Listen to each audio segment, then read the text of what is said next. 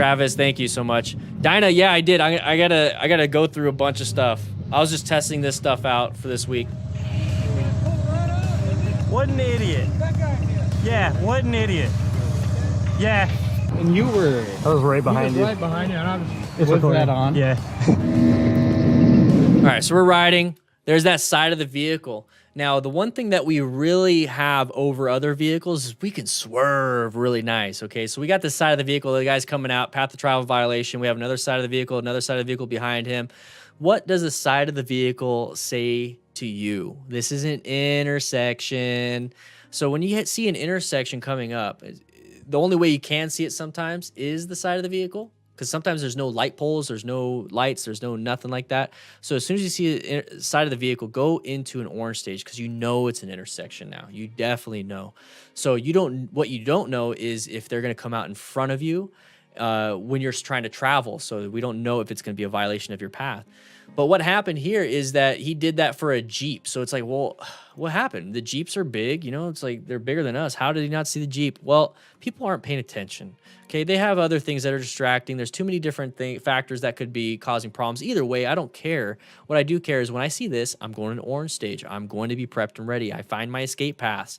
You know, I got an escape path to the left. I got an escape path by deceleration. I can just maintain and go along this turn. I can go this way. I don't have to go straight if I have to, or if I don't have to, if there's an emergency situation. So I'm going to do whatever it is I need to do. And hopefully I don't have to go into red stage, but if I do, I am prepped and ready because I went to orange stage first. But this guy right here in the Jeep, he's going to swerve. He's going to try his best. And it doesn't work out too well. He's going to get clipped. Okay, so he got clipped. Now, here's the thing is, what can we do in this situation? So let's say this guy's right here. There's no Jeep, nothing. This guy's right here, and he's still going, okay? He's still going this way, and it's like, what do we do? Well, if he's going this way, he's got a gap that is opening up to the right. So which way should you swerve? Which way should you swerve?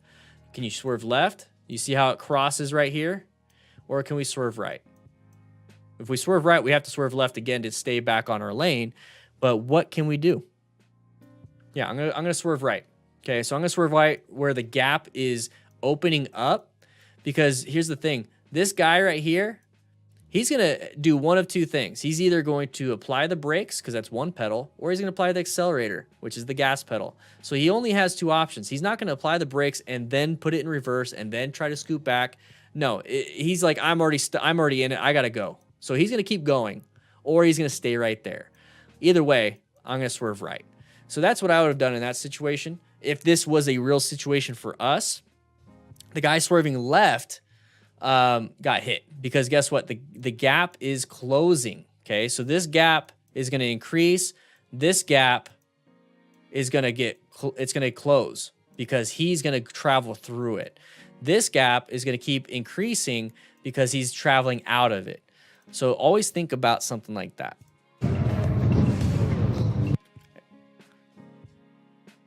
That's what he did. Now, it wasn't an emergency situation.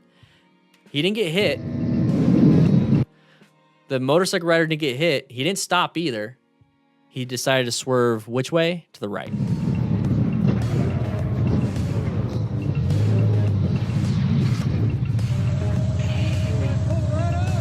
What an idiot. Yeah, what an idiot. Yeah.